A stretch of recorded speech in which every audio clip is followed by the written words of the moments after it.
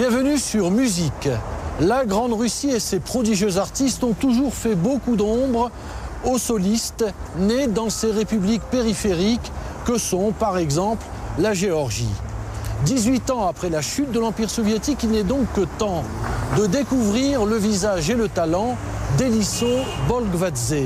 Née ici à Tbilissi, elle vit désormais à Paris et nous l'avons donc accompagnée au cours de ce voyage pèlerinage sur les traces de son enfance et aussi de son apprentissage pianistique. Sur le chemin de toutes les nostalgies, celle de l'enfance, celle d'une existence commencée en 1967.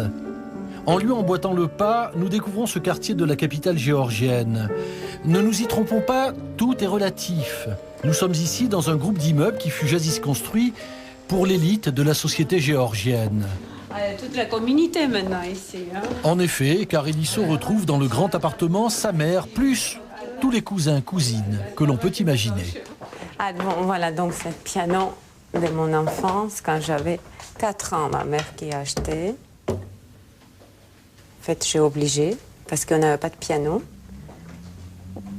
Et quand nous sommes arrivés au magasin, c'était fermé, c'était l'heure de déjeuner.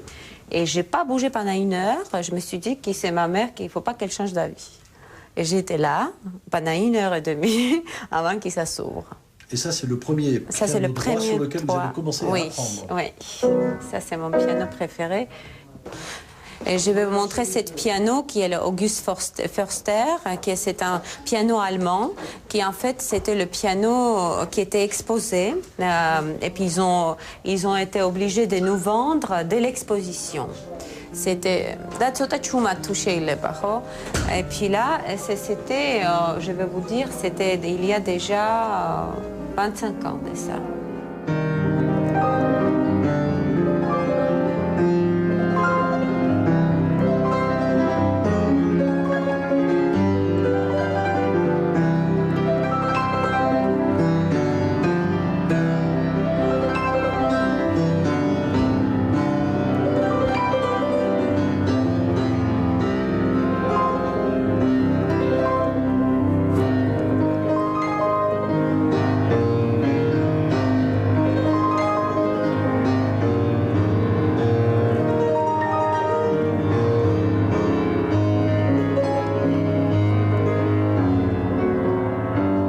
Mon père, il était journaliste. Ma mère, c'est pareil. Elle était journaliste, elle est toujours journaliste. Donc, il n'y avait pas vraiment la tradition dans la famille. Alors, pourquoi est-ce que vous la créez, vous introduisez cette tradition?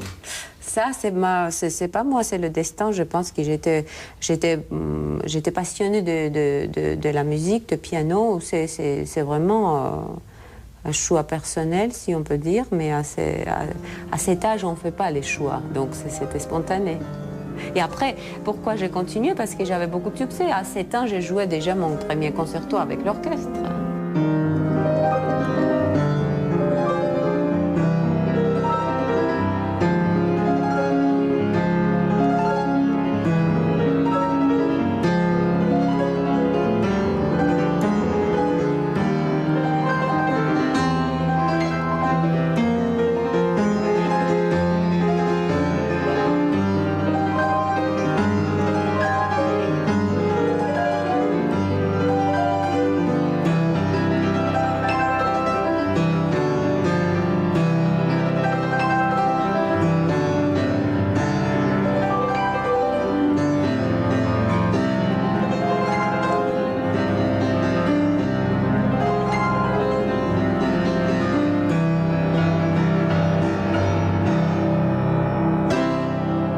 Notre apprentissage, l'école en Géorgie, ça représente la même chose qu'en Russie. Ça, c'est la tradition russe. On a parlé même, je me souviens très bien qu'avec mon professeur, je parlais russe, parce que ça, c'est un langage spécial un peu pour la musique. Et ça, l'héritage. Se fait en russe. Plus 98% si vous voulez. Et puis ça c'est quelque chose de naturel. Et après, au conservatoire, c'est pareil. Moi, j'ai préféré parler russe avec mon professeur qui est géorgien. Parce que c'est plus proche, et les nuances de travailler sur les œuvres, ça se passe en russe. Et puis, la pianiste tient aussi à nous montrer son souci de la transmission. Car ce voyage lui permet également de réécouter les progrès réalisés par ses deux enfants, membres de son académie. Cette jeune fille, par exemple, interprète un auteur contemporain géorgien.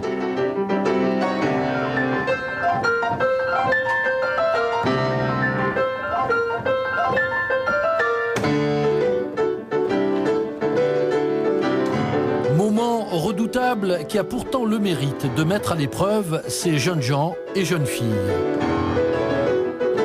Car ils seront appelés demain à être confrontés au stress dû à la présence du public. Je travaille avec le SOS Talent de Fondation de Michel Sony et je vois beaucoup de jeunes et je vois surtout comment ça se passe des masterclass, etc. Moi, j'ai été très enthousiaste à un moment donné de faire quelques travaux avec les enfants et surtout quand il s'agit de préparation ou l'aider, de faire l'assistante. Je fais ça avec beaucoup de plaisir, plus en plus, parce que en fait, quand vous donnez les remarques aux autres, vous voyez vous-même ce qu'il faut faire, comment il faut monter, et puis ça donne beaucoup pour le pianiste. Ça monte beaucoup votre propre niveau.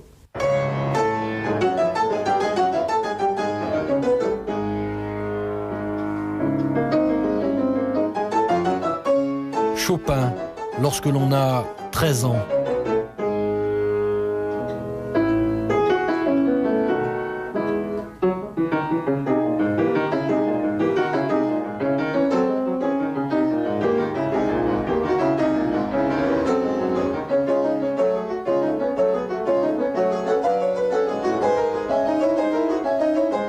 Quant à la présence de cette famille, une explication.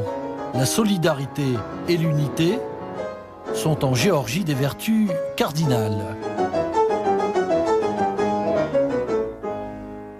Il y a des enfants faibles, très doués, mais ils perdent beaucoup pendant le concours. L'attention, ça fait que ils sont perturbés. Mais ça aussi, avec le temps, avec les concerts, avec la concurrence avec les autres aussi, si vous voulez, et ça donne leur la force après pour se battre. Et ça, c'est possible à évoluer parce qu'ils sont jeunes encore.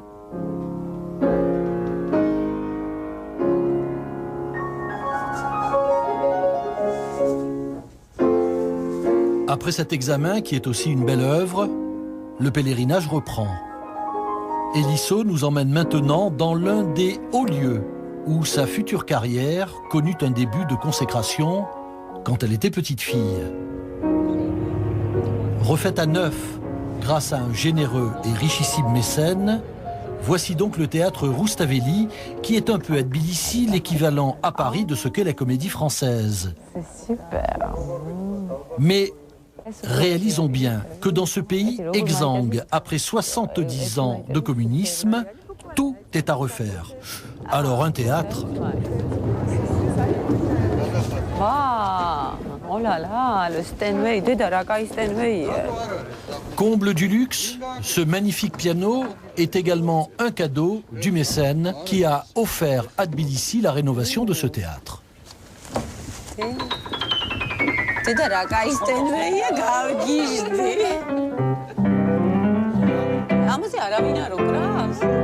Et la jeune femme d'aujourd'hui retrouve les accents d'émotion de la petite fille des années 70.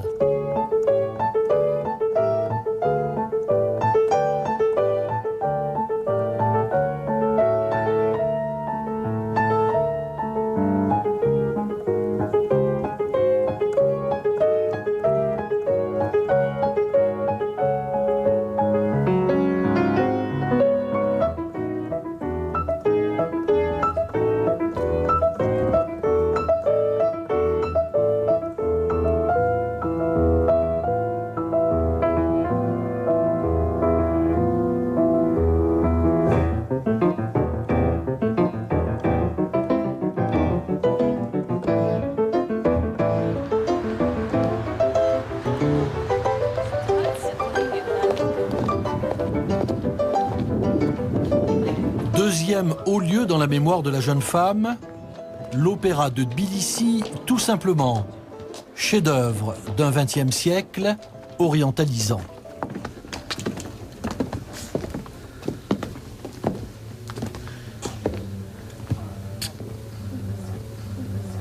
After.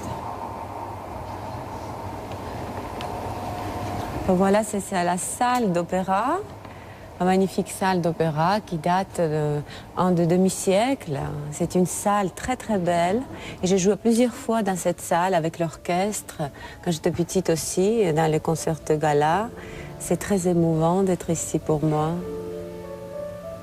Et puis avec l'orchestre, je me souviens très bien, j'avais 19 ans quand j'ai joué le concerto de Tchaïkovski avec l'orchestre.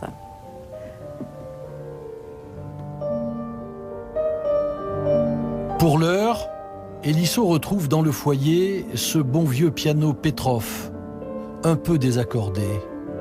Même si, au moment de notre tournage, nous avons entendu beaucoup moins de dissonances qu'elle n'a pu en souffrir.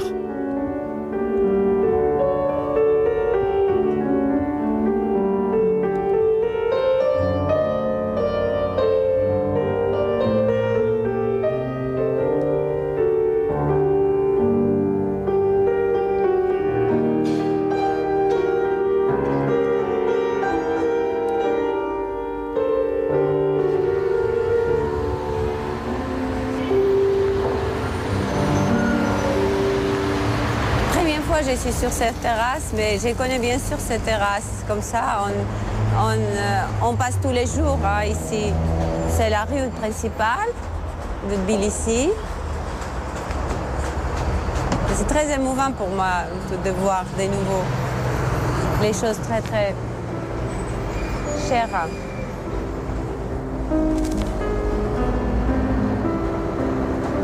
C'est toute mon enfance ici, c'est passé.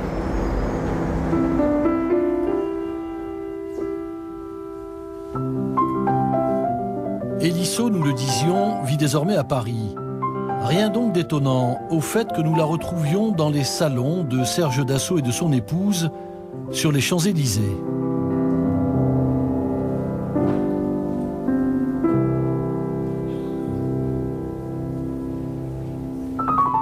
Elle interprète ici les Prolégomènes de Michel Sony.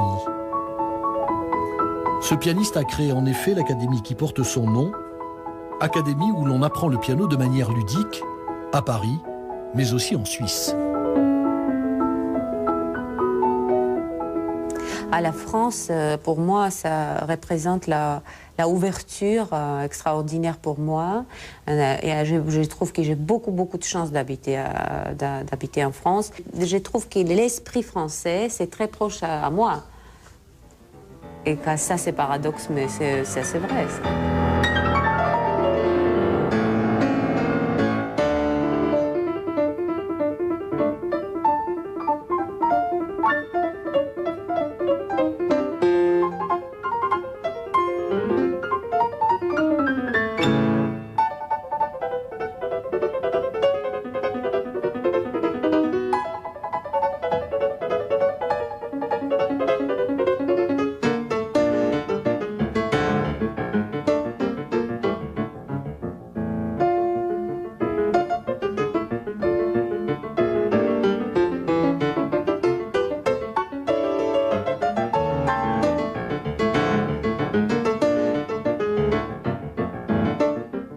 Prokofiev et disons la musique française.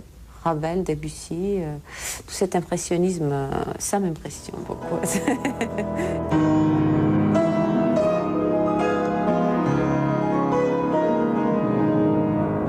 Celle qui fut une petite fille de Tbilissi est devenue, à la force de l'âge, cette pianiste que l'on salue sur les plus grandes scènes d'Europe, des États-Unis ou de Russie.